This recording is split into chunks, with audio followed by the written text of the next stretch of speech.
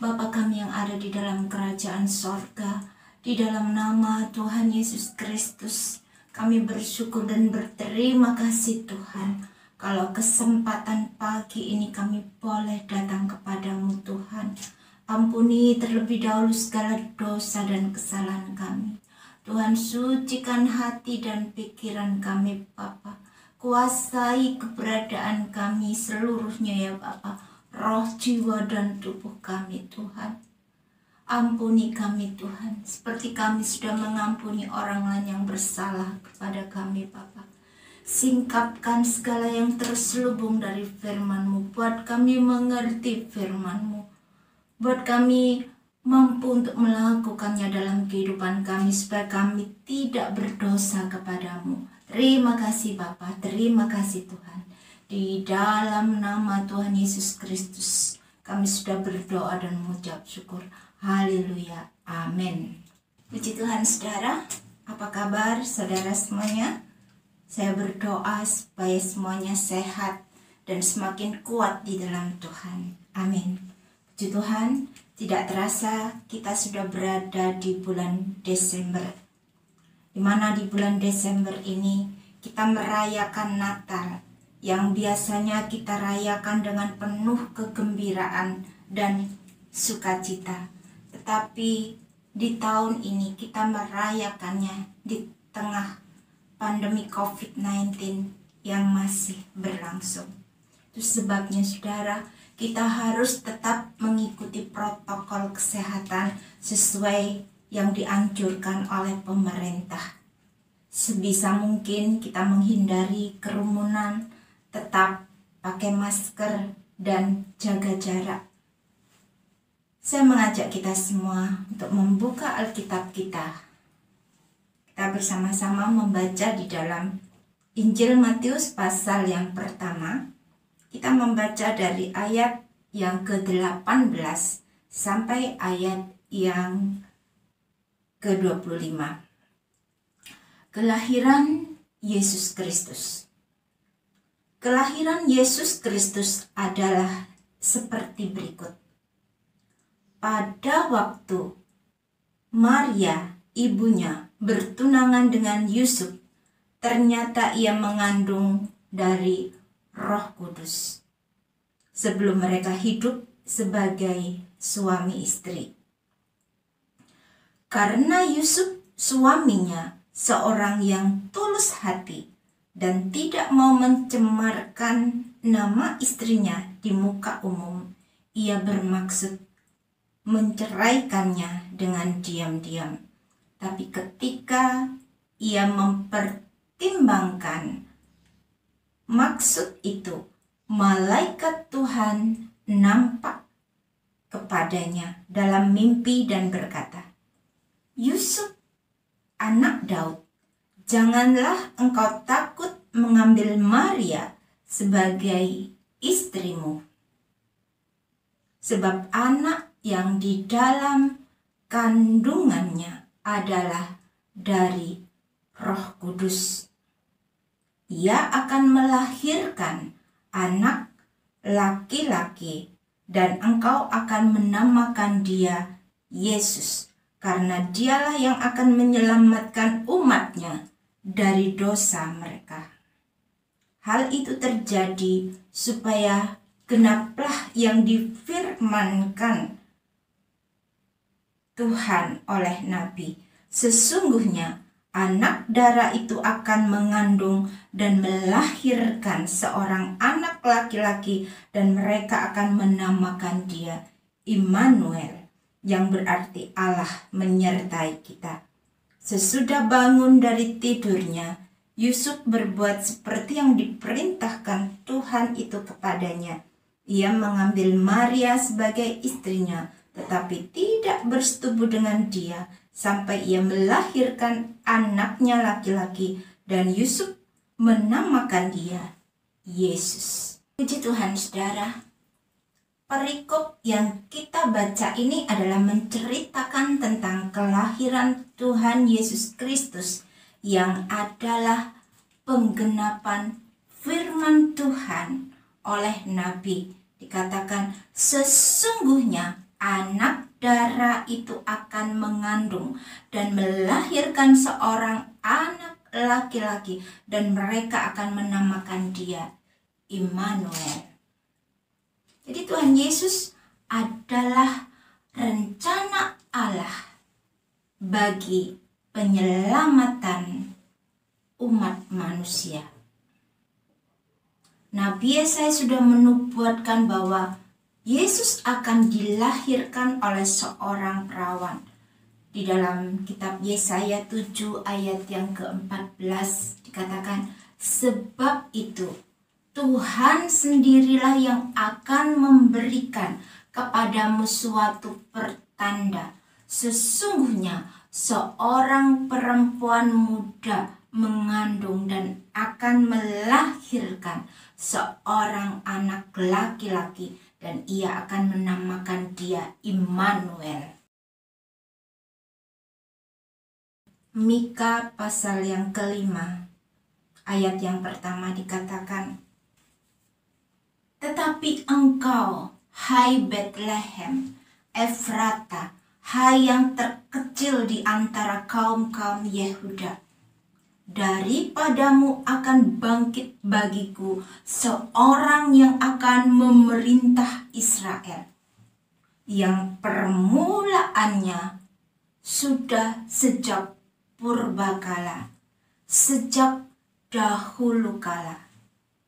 Saudara, ini adalah ciri keilahian dari Tuhan Yesus Kristus. Dia yang adalah juru selamat umat manusia. Dari sejak Tuhan Yesus dilahirkan, Tuhan Yesus dilahirkan oleh seorang perawan yang bernama Maria dan dikandung oleh Roh Kudus. Jadi bukan oleh perbuatan manusia. Seandainya Tuhan Yesus dilahirkan dari benih Yusuf, suami atau tunangan Maria, maka Yesus sudah sama seperti manusia yang lain yang jatuh ke dalam dosa. Tapi puji Tuhan, Tuhan Yesus lahir dari Roh Kudus.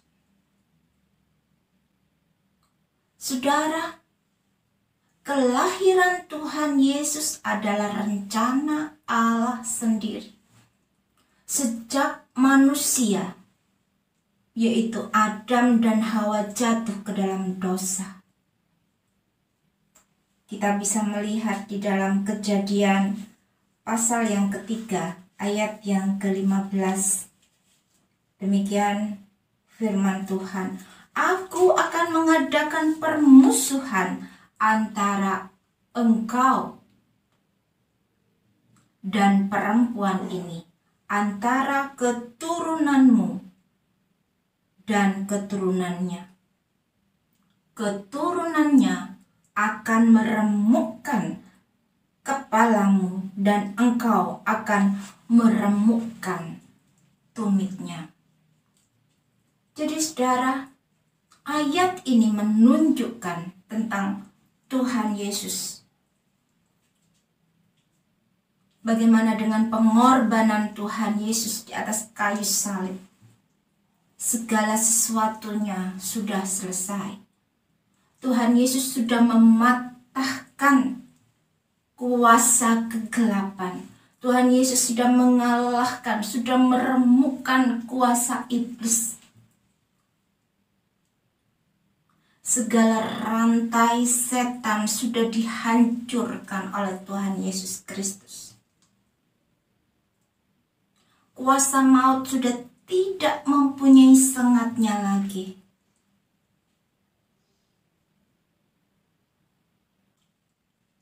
Saudara, melalui kematian Tuhan Yesus di atas kayu salib,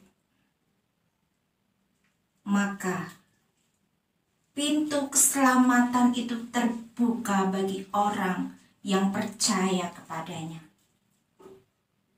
Allah tahu manusia tidak bisa membayar harga keselamatan. Itu sebabnya Allah memberikan keselamatan itu secara gratis, secara cuma-cuma, tidak usah bayar. Di dalam Roma 10 ayat 9 dikatakan, sebab jika kamu mengaku dengan mulutmu bahwa Yesus adalah Tuhan dan percaya dalam hatimu bahwa Allah telah membangkitkan dia dari antara orang mati, maka kamu akan diselamatkan.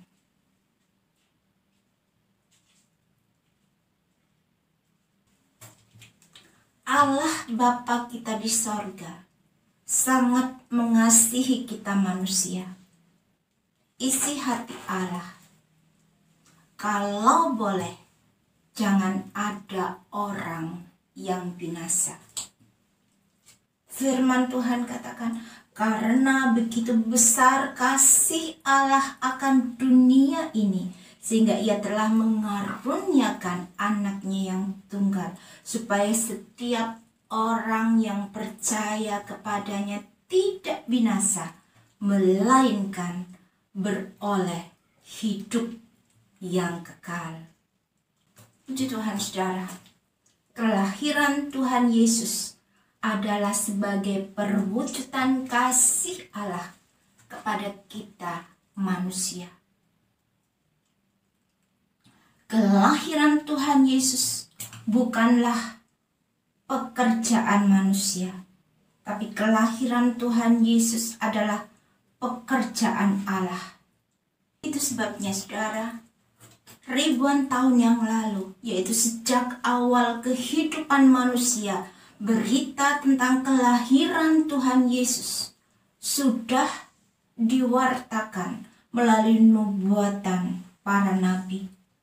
Dan bukan saja kelahirannya, tapi juga pelayanannya penuh dengan keajaiban. Yang buta melihat, yang tuli mendengar, yang mati dibangkitkan. Itu adalah pelayanan Tuhan Yesus yang penuh dengan keajaiban. Dan Tuhan Yesus adalah satu-satunya manusia yang hidup di dunia ini yang tanpa dosa. Tuhan Yesus melakukan mukjizat yang belum pernah dilakukan oleh siapapun manusia di dunia ini. Tapi firman Tuhan katakan bahwa orang yang percaya kepadanya akan melakukan pekerjaan-pekerjaan yang Tuhan Yesus lakukan. Bahkan pekerjaan-pekerjaan yang lebih besar daripada itu. Tuhan Yesus juga menubuatkan peristiwa-peristiwa yang terjadi sampai hari ini, bahkan sampai akhir zaman. Jadi dari kelahirannya, pelayanannya, bahkan kematiannya dan kebangkitannya, juga kenaikannya, serta kedatangannya kembali untuk kedua kalinya ke dunia ini. Semua diberitakan oleh Alkitab. Firman Allah mencatat semuanya itu. Di dalam Yohanes 20 ayat yang ke-31 dikatakan, tetapi semua yang tercantum di sini telah dicatat supaya kamu percaya bahwa Yesuslah Mesias, Anak Allah, dan supaya kamu oleh imanmu memperoleh hidup dalam namanya. Amin. Puji Tuhan saudara. Kita harus percaya sekalipun kita tidak melihat Dia. Firman Tuhan mengatakan bahwa berbahagialah mereka yang tidak melihat, namun percaya. Secara kasat mata kita tidak melihat Dia, tetapi melalui roh kita merasakan kehadirannya, kuasanya nyata di dalam kehidupan kita, penyertaannya, perlindungannya ada menyertai kita. Di dalam Kitab Keluaran pasal yang ke-15 ayat yang ke-26, firman-Nya, jika kamu sungguh-sungguh mendengarkan suara Tuhan Allahmu dan melakukan apa yang benar di matanya dan memasang telingamu kepada perintah-perintahnya dan tetap mengikuti segala ketetapannya, maka Aku tidak akan menimpakan kepadamu penyakit manapun yang telah kutimpakan kepada orang Mesir. Sebab Aku, Tuhanlah, yang menyembuhkan engkau.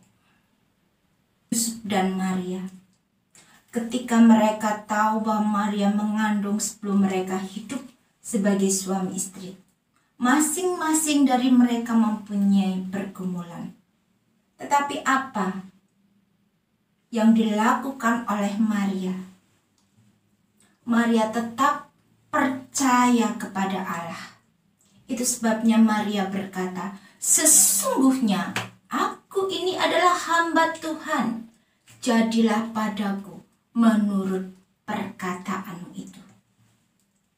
Itu sebabnya ketika malaikat Gabriel memberitahukan kepada Maria bahwa Elizabeth, sanak saudaranya, dia yang adalah seorang perempuan yang mandul, juga sedang mengandung seorang anak laki-laki. Itu merupakan suatu penghiburan bagi Maria. Elizabeth mengandung anaknya ketika usianya sudah tua. Oleh sebab itu Maria semakin percaya kepada Tuhan dan hatinya terhibur oleh pemberitaan dari malaikat Gabriel ini. Itu sebabnya Maria memuji memuliakan nama Tuhan. Di dalam Injil Lukas pasal yang pertama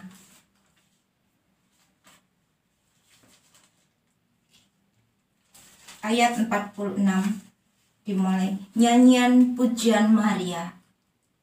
Lalu kata Maria, jiwaku memuliakan Tuhan, dan hatiku bergembira karena Allah Juru Selamatku. Sebab Ia telah memperhatikan kerendahan hambanya. Sesungguhnya, mulai dari sekarang, segala keturunan akan menyebut aku berbahagia, karena Yang Maha Kuasa telah melakukan perbuatan-perbuatan besar kepadaku, dan namanya adalah kudus, dan rahmatnya turun-temurun atas orang yang takut akan Dia. Ia memperlihatkan kuasanya dengan perbuatan tangannya dan mencerai-beraikan orang-orang yang congkak hatinya.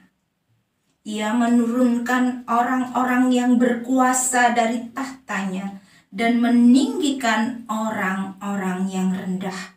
Ia melimpahkan segala yang baik kepada orang yang lapar dan menyuruh orang yang kaya pergi dengan tangan hampa. Ia menolong Israel hambanya karena ia mengingat rahmatnya seperti yang dijanjikannya kepada nenek moyang kita, kepada Abraham dan keturunannya untuk selama-lamanya. Saudara, di dalam pergolakan batinnya, Maria telah dihiburkan oleh Allah sendiri. Kekuatan yang daripada Allah mengalir dalam kehidupan Maria. Sehingga dalam segala keadaannya, Maria memuji Tuhan. Mulutnya meluap dengan kata-kata pujian kepada Allah. Karena Maria memilih untuk tetap percaya kepada Allah. Jadilah kepadaku seperti perkataanmu. Demikian juga dengan Yusuf. Dia adalah seorang yang tulus hati. Dan ia tidak mau mencemarkan nama istrinya atau tunangannya. Dan hendak menceraikannya dengan diam-diam. Secara manusiawi, apa yang dilakukan oleh Yusuf memang wajar. Yusuf tidak mau bertanggung jawab sebab Maria mengandung bukan dari perbuatannya. Ketika Yusuf hendak mempertimbangkan maksudnya, malaikat Tuhan datang menampakkan diri kepada Yusuf dalam mimpi. Supaya Yusuf tidak takut mengambil Maria sebagai istrinya. Sebab anak yang di dalam kandungannya adalah dari Roh Kudus. Jadi ini adalah pertolongan Allah, pembelaan yang daripada Allah. Saudara, Maria tidak membela dirinya sendiri, tetapi pembelaan itu datang daripada Allah. Ada menyertai di dalam kehidupan Maria.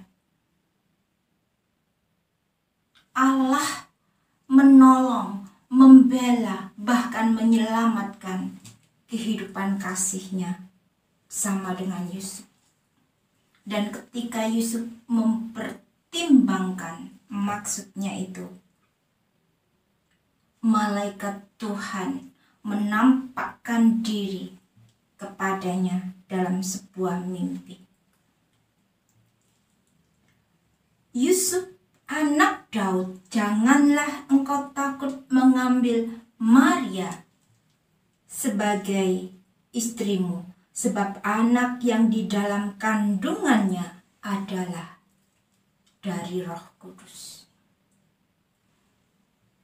Ia akan melahirkan anak laki-laki dan engkau akan menamakan dia Yesus, karena dialah yang akan menyelamatkan umatnya dari dosa mereka. Hal itu terjadi supaya genaplah yang difirmankan Tuhan oleh Nabi. Sesungguhnya anak darah itu akan mengandung dan melahirkan seorang anak laki-laki, dan mereka akan menamakan dia Immanuel, yang berarti Allah menyertai kita.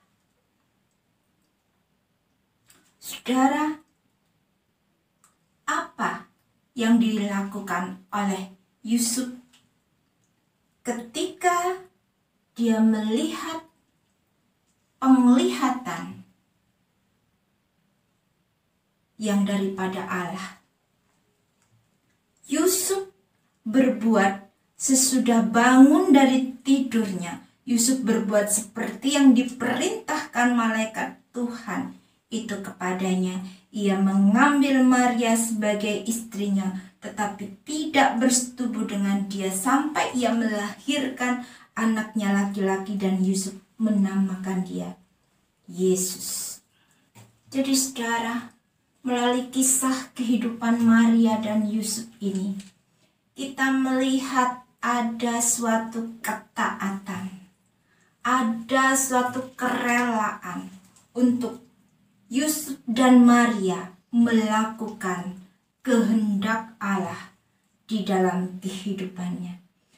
Sehingga melalui pergumulannya, Allah membela, Allah menyertai dalam setiap langkah kehidupannya. Tuhan Yesus adalah hadiah yang terindah, hadiah yang terbaik dari Allah kepada kita manusia. Karena Tuhan Yesus adalah juru selamat dunia. Kita manusia berdosa membutuhkan keselamatan yang daripada Allah,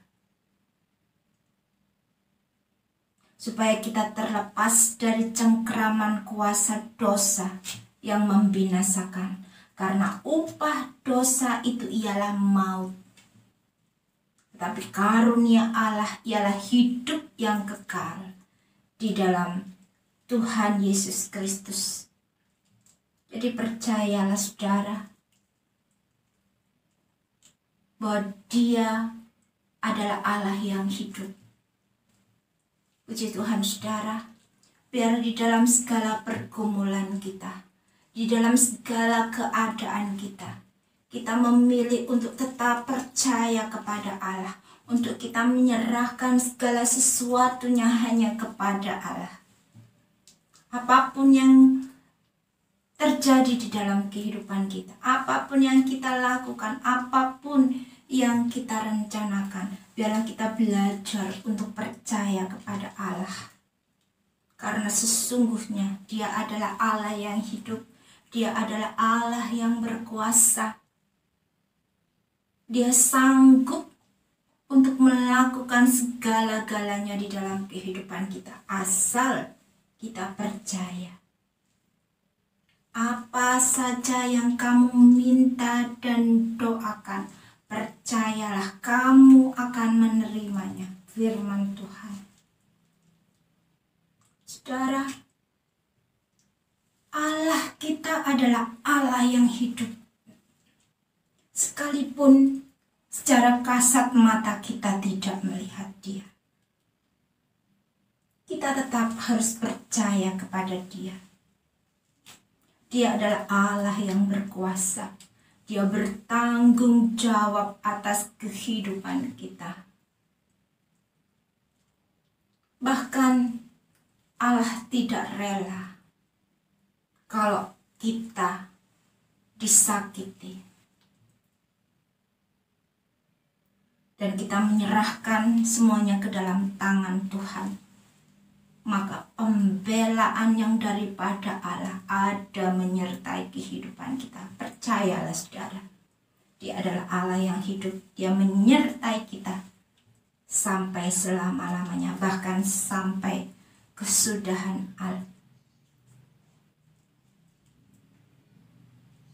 Allah tetap menyertai kita. Janjinya ya dan amin. Mari, biarlah kita merelakan hati kita untuk kita melakukan kehendak Allah di dalam kehidupan kita. Untuk kita percaya sepenuhnya kepada Allah.